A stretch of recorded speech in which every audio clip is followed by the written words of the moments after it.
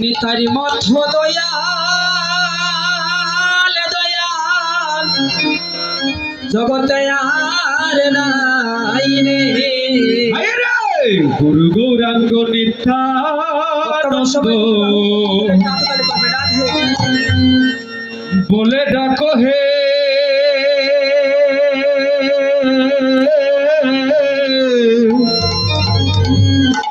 আমার নিথারি মতো দয়াল কেউ নাই রে। সবাই একটু হাত তুলুন। গুরু গৌরাঙ্গ নিত্যানন্দ বলে ডাকো রে সবে, ওরে বলে ডাকো রে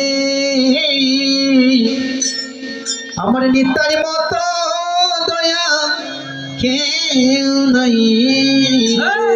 গুরু গৌরাঙ্গ নিত্যানন্দ বলে ডাকো রে নিতার মথ দয়াল আর নাই রে। গুরু গৌরাঙ্গ নিত্যানন্দ বলে ডাকো রে নিথারি মতো দয়াল আর নাই রে। গুরু গৌরাঙ্গ নিত্যানন্দ বলে ডাকো রে আই রে বলে ডাকো রে গুরুর মতো দয়া কেউ নাই রে। ববে আর নাই আর নাই আর নাই রে। ও ববে আর নাই আর নাই আর নাই রে। ওরে আরে নাই আরে নাই আরে নাই রে। ববে আর নাই আর নাই আর নাই রে। আরে নাই আর নাই রে। নিতারি মত দয়াল আর নাই রে। নিতার মতো দয়া আর নাই রে। গৌরাঙ্গ নিত্যানন্দ বলে ডাকো রে নিতার মত দয়াল আর নাই রে।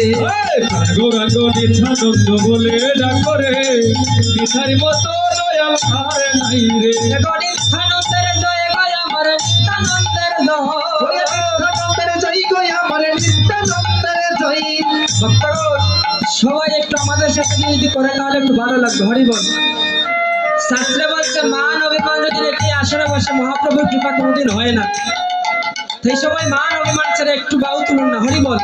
বাউ তুলে করে কষ্ট হইতে না বাবা, সবাই একটু তুলি লাইন। হরি বল। ও ববে আর নাই আর নাই আর নাই রে। ও ববে আর নাই আর নাই আর নাই রে। আর নাই আর নাই আর নাই রে। ও ববে আর নাই আর নাই আর নাই রে।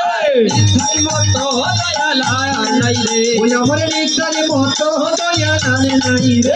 তবে গৌরাঙ্গ নিত্যানন্দ বলে ডাকো রে নিথারি মতো দয়াল আর নাই রে। ববে আর নাই আর নাই আর নাই রে। ও বলে আর নাই আর নাই আর নাই রে।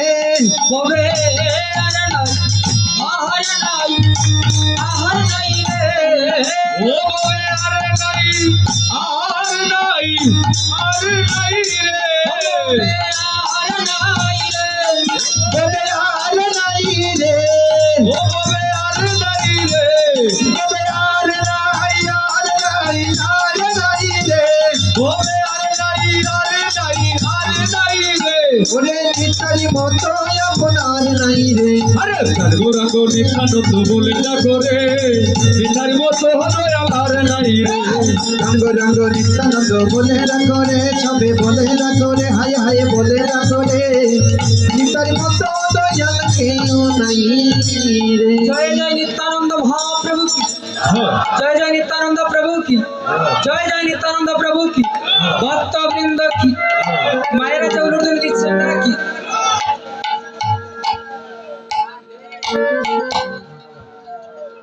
ভক্তগণ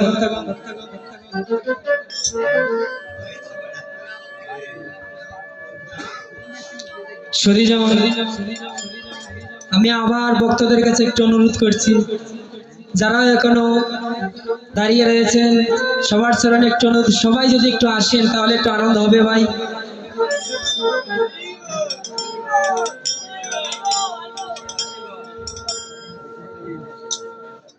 আর কেউ নাই, শুধু আমি এসে পড়েছি।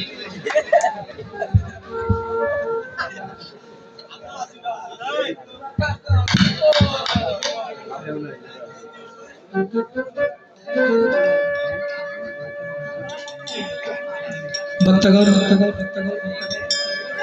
যাই হোক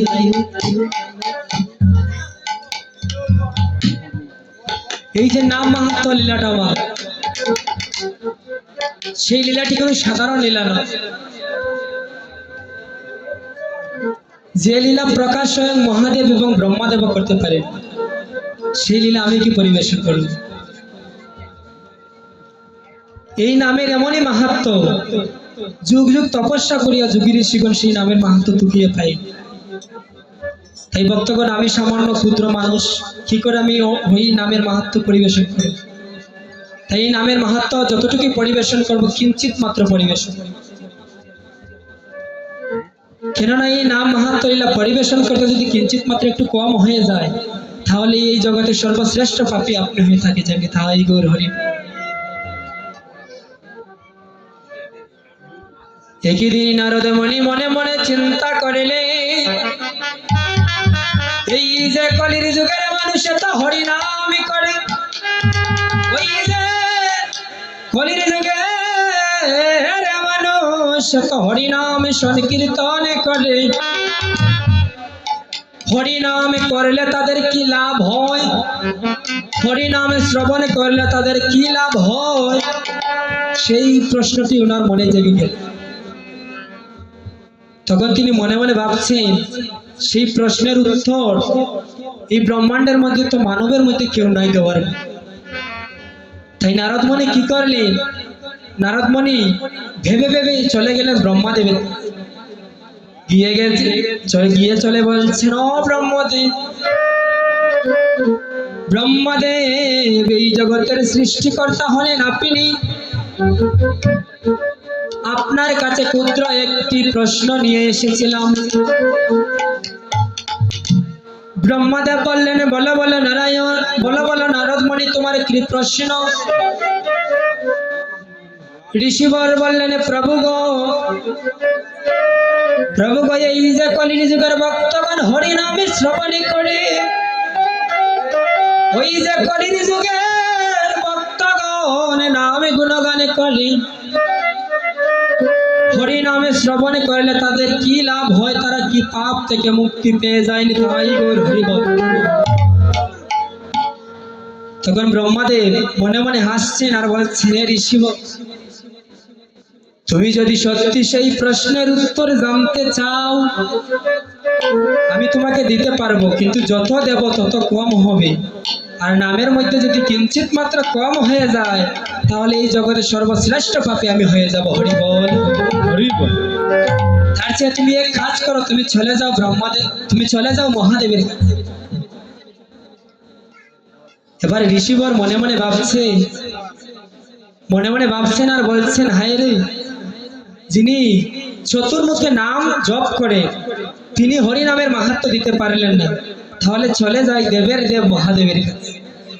মহাদেবকে গিয়ে বলছে, ও মহাদেব, প্রভু গো, আপনার চরণে একটি আরজি নিয়ে এসেছিলাম।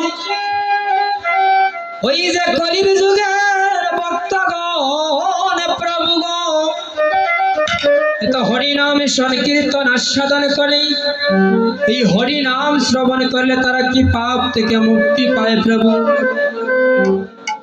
তখন মহাদেবী আগের মতো ব্রহ্মাদেবের মতো মনে মনে আসছেন আর বলছেন, হে ঋষিব, সত্যি যদি সেই প্রশ্নের উত্তর জানতে চাও, আমি তোমাকে দিতে পারি, কিন্তু দেওয়ার মধ্যে যদি কিঞ্চিত মাত্র কম হয়ে যায়, এই জগতের পাপী আমি হয়ে যাব। তার চেয়ে তুমি এক কাজ করো, তোমার আরাধ্য শ্রী নারায়ণের কাছে চলে যাও। এবার তো ঋষিবর এবারে পুরাপুরি চিন্তা ফেরে গেল। ব্রহ্মাদেব পারলেন না, মহাদেব পারলেন না, বাকি রইলেন নারায়ণ। তাহলে চলে যাই একবার। নারায়ণকে গিয়ে বলছে, প্রভু গো, এই জগতে আমি শ্বাসে নিঃশ্বাসে আপনার নাম গুণগান করি, আমার শ্বাসের সাথে শুধু নারায়ণে নারায়ণ জপ করি গো প্রভু। প্রভু গো, একটি প্রশ্ন নিয়ে আমি ত্রিলোক ভ্রমণ করলাম, কেউ উত্তর দিলেন না। এখন আপনি ছাড়াই আমার সম্বল হয়ে আর কেউ রইলেন না। তখন নারায়ণ বলছেন, বলো বলো ঋষিবর কি প্রশ্নের উত্তর? বলছে, প্রভু গো, কলির যুগের ভক্তগণ হরিনাম কীর্তন করে, সংকীর্তন করে। এই হরিনাম সংকীর্তনে তাদের কি লাভ হয়? তারা কি পাপ থেকে মুক্তি পেয়ে যায়? মহাদেবের মতো নারায়ণ আসছে, বলছেন, ঋষিবর তুমি কি সত্যি সেই প্রশ্নের উত্তরে জানতে চাও? বলছে, প্রভু গো, জানার জন্য আমার মনটা যে ব্যাকুল রয়ে গিয়ে। এবার ঋষিবরকে বলছেন, নারায়ণ নারায়ণ বলছেন, ঋষিবর তুমি এক কাজই করো ঋষিবর, সেই প্রশ্নের উত্তরে জানার আগে তুমি গিয়ে একবার জমে রাজ্যে ভ্রমণে করে আসো। গোবিন্দ ঋষিবর বলছে প্রভু গো, যে প্রশ্নের উত্তরের লাগি আমি বেকুল হয়ে গেলাম, এখন আমি জমে লোকে কেন যাব?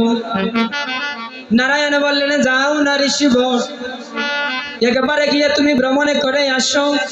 প্রভুর কথা তো ফেলতে তো পারেন, তাই চলে গেলেন আবার জমলুকে। যমরাজ একজন শুদ্ধ বৈষ্ণবকে দেখে, ঋষিকে দেখে অতি প্রসন্ন হয়ে বলছেন, হে ঋষিবর, আজ আমার পরম সৌভাগ্য ঋষিবর, আপনার মতো শুদ্ধ সাধুগুরু বৈষ্ণবের চরণের ধুলি আমার এই জমে রাজ্যে পড়েছে। বলেন ঋষিবর, কি কিসের জন্য আমার এই রাজ্যে চলে আসলেন? আপনি তো কোনোদিন কারণে ছাড়াই আমার লোকে চলে আসেন। ঋষিবর বলছে, হে যমরাজ, আমি আপনার এই জমলুকটা একটিবার ভ্রমণ করতে চাই। তখন যমরাজ বলছেন, হে ঋষিবর, আপনি জমলুক ভ্রমণ করতে পারবেন, কিন্তু আপনার চরণে একটি নিবেদন, আপনার এই শুদ্ধ বদন দিয়ে মধুর মধুমাখা কৃষ্ণ নাম বলবেন না, হরি বল। এবার যমরাজ কি করলেন? ঋষিবরকে নিয়ে সম্পূর্ণ জমলুক ভ্রমণ করছে। পূর্ব দুয়ারে গেলেন, পশ্চিম দুয়ারে গেলেন, উত্তর দুয়ারে গেলেন। যখন দক্ষিণ দুয়ারে গেলেন, তখন দেখছেন আমাদের মানব জাতির বিচার চলছে। আমাদের মানব জাতির বিচার চলছে। শুদ্ধ বৈষ্ণব তো এরকম অত্যাচার দেখে নয়নে জল রাখতে পারেনি, আর বদনে হরিকথা কৃষ্ণ কথা আটকিয়ে রাখতে পারে। কেউ কাঁদছে বাঁচাও বাঁচাও বলে, কেউ কাঁদছে আহা গোবিন্দ বলে। যখন ঋষিবর দেখতে পেল শুদ্ধ বৈষ্ণবের আর ধৈর্য ধরল না, তখন ঋষিবর নারায়ণ নারায়ণ বলে ধ্বনি করল, থাই গৌর হরি। যখন নারায়ণ নারায়ণ বলে হরিনামের ধ্বনি করলে, সব পাপীগণ বৈকুণ্ঠে চলে যাচ্ছে। হরি বল, সবাই বৈকুণ্ঠে চলে যাচ্ছে। এবার যমরাজ তাড়াহুড়ো করে সেই ঋষিবরের বদনটা চেপে ধরলেন। বলছে, ঋষিবর, প্রথমে বলেছিলাম ঋষিবর, আপনি যখন আমার ওই জমেলুক ভ্রমণে করবেন, আপনার এই শুদ্ধ বদনে দিয়ে হরি কথা কৃষ্ণ কথা বলবেন না। তখন ঋষিবরে কেঁদে কেঁদে বলছে, প্রভু গো, আমি যে আমার প্রশ্নের উত্তরে পেয়ে গেলাম, তাহলে দেখেন বাবা, স্বয়ং ব্রহ্মদেব নারায়ণ মহাদেব কেউ এই নামের মাহাত্ম্য দিলেন না, তাহলে আমি কি নামের মাহাত্ম্য পরিবেশন করবো আপনাদের সম্মুখে?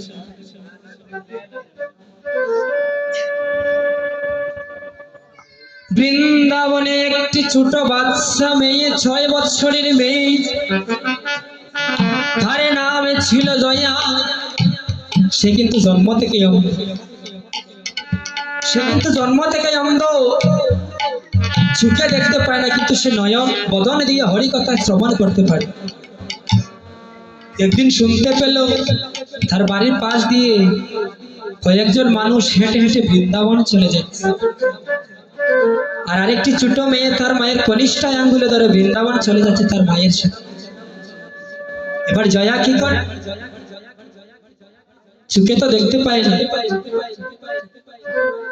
তখন কি যখন বদন দিয়ে শুনলো, তখন বলছে আমাদের বাড়ির পাশে দিয়ে প্রতিদিন কত মানুষ বৃন্দাবনে যায়,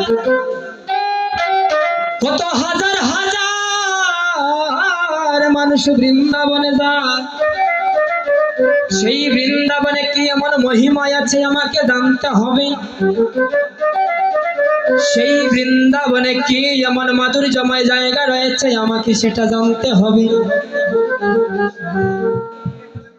তখন জয়া কি করলো, এবার জয়া তার মায়ের কাছে গিয়েছে, মাকে গিয়ে বলছে মা গো, প্রতিদিনই দেখি আমাদের বাড়ির পাশে দিয়ে কত হাজার হাজার মানুষ বৃন্দাবনে যায়। সেই বৃন্দাবনে কি এমন মহিমা আছে, ওই বৃন্দাবনে কি এমন মহিমা আছে মা, একেবারে তুমি কৃপা করে আমায় ওই বৃন্দাবনে নিয়েছো। জয়ার কিন্তু স্বপ্ন, তার মা ভজনের বাদী হচ্ছে, বলছে মারি সেই বৃন্দাবনে যে ছোট বাচ্চাদের যাওয়া বারণ আছে রে মা, সেই বৃন্দাবনে যে ছোট বাচ্চাদের যাওয়া বারণ আছে, ওই বৃন্দাবনে তোদের মতো বাচ্চারা যায় না রে। আকুল প্রাণে কেঁদে কেঁদে জয়া এবারে চলে যায় তার মায়ের কাছে, বাবার কাছে। বাবাকে গিয়ে বলছে ও বাবা, প্রতিদিন আমাদের বাড়ির পাশে দিয়ে কত মানুষ হেঁটে হেঁটে বৃন্দাবনে যায়, সেই বৃন্দাবনে কি এমন মহিমা আছে বাবা, ওই বৃন্দাবনে কি এমন মহিমা আছে একেবারে তুমি আমায় বৃন্দাবনে নিয়েছিল। জয়ার বাবা বলছে মারে জয়া, তুই সেই বৃন্দাবনে গিয়ে কি করবি বল, তোর তো দুটি নয়নে নাই রে মন। জয়া বলছে বাবা গো, আমার তো হয়ে দুটি নয়নে না, আমার তো দুটি হয়তো নয়ন নাই বাবা, কিন্তু ওই বৃন্দাবনে চলে গেলে বৈষ্ণবের মুখে শুনেছি বাবা, যদি মহাপ্রভুর কৃপা হয়ে যায় তাহলে নাকি অন্ধর নয়নে প্রস্ফুটিত হয়ে যায় গোবিন্দ আমার। যদি মহাপ্রভুর করুণা হয়ে যায় বাবা, তাহলে কত পাপীও নেচে নেচে বৈকুণ্ঠে চলে যায়। এবারে জয়ার বাবা বলছে জয়া রে, তুই যে আমার এতদিনের চর্মচক্ষু দূরে সরিয়ে দিয়ে দিব্য চক্ষু প্রস্ফুটিত করলি রে মা, চলে চল মা, আমিও তোর সাথে বৃন্দাবনে যাব, আমিও তোর সাথে বৃন্দাবনে গিয়ে হরিনাম করব, আমিও তোর সাথে বৃন্দাবনে গিয়ে কৃষ্ণ কথা বলব। মানে আমিও এবার যাব বৃন্দাবনে। বলি আমিও যাব, ওই এবারে বৃন্দাবনে, মানে আমিও যাব এই মধুর বৃন্দাবনে। বলি আমিও যাব, ওই মধুর বৃন্দাবনে, ভক্তের চরণের ধুলি আমার অঙ্গে মাখিব রে মা, চলে চল আমিও যাবো এবার ওই বৃন্দাবনে। ও ভক্তের চরণ দুলি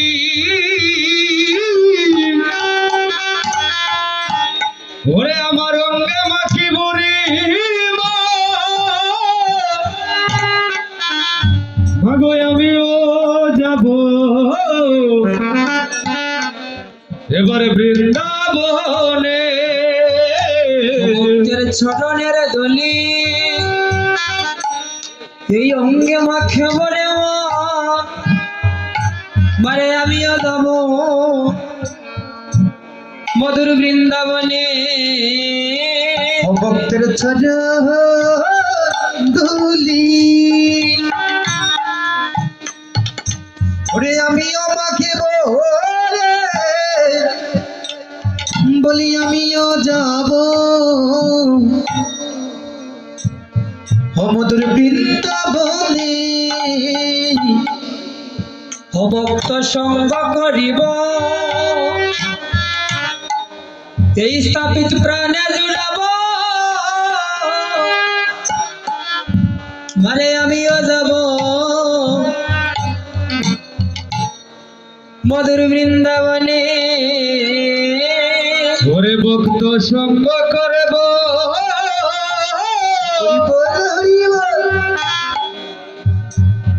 ওরে প্রাণ জুড়াব ওরে আমিও যাব মধুর বৃন্দাবনে ভক্তের সঙ্গ পাব ওরে প্রাণে জুড়াব বলি আমিও যাব মধুর বৃন্দাবনে আজ আমার অনেক সৌভাগ্য আমি এই অদমের আসরে বসে আমার একজন কীর্তনিয়া দাদা এই অদমের কীর্তন শ্রবণ করছি আসলে নিশ্চয়ই পূর্বজন্মের ভাগ্যের ফল ছিল বিদায় আজ যেমন আপনাদের মতো সাধু শুদ্ধ সাধুগুরু বৈষ্ণবের চরণে স্থান পেয়েছি আর আমার দাদা এই অদমের কীর্তন একটু শ্রবণ করছে তাই ভক্তগণ আপনারা যদি একটু আমাকে আদেশ করে আপনাদের চরণে একটু অনুরোধ রইল একটু কৃপা যদি করেন তাহলে আমার দাদার মুখ থেকে একটু হরিকথা কৃষ্ণ কথা শ্রবণ করবো হরি বল আমার দাদাকে আপনার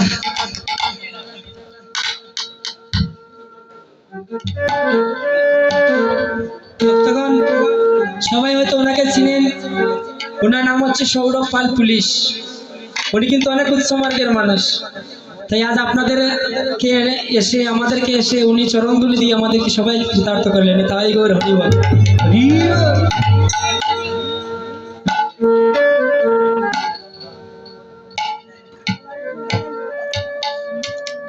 সাধুগুরু বৈষ্ণব